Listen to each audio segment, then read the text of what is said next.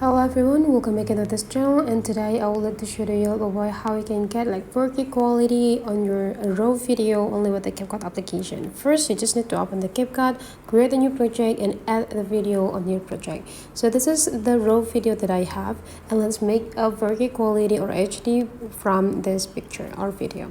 First, you just need to tap into the functions down part here, choose into the effects, and go click this video effects.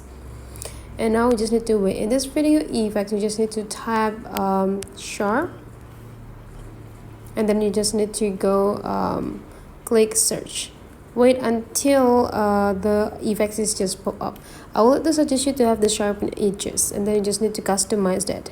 I would like to make the blur one here is being reduced to 0, and then the sharpen here is need to be like in 70, but then the levels is just depending to the raw video that you have right here.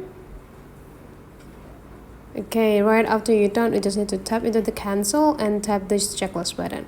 Make sure that the effects is applying into the whole video, and then the next thing you need to do is just go click save this with a 4K quality. Now save or export this video. And great, and the next thing you need to do, just go click this back, and now we just need to tap into the effects and delete these effects.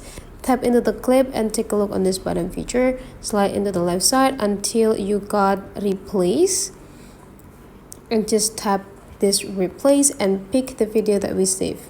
The next thing is just confirm. So we already got this video that we just edited with the sharper edges on it.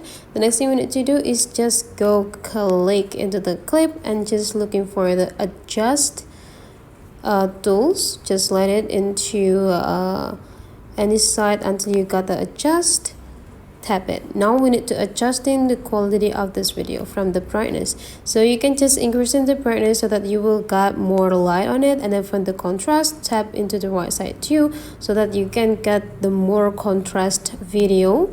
And you can also adjust it for the saturation. You can make it like a low or have a high saturation. It depends on the video that you want to reach.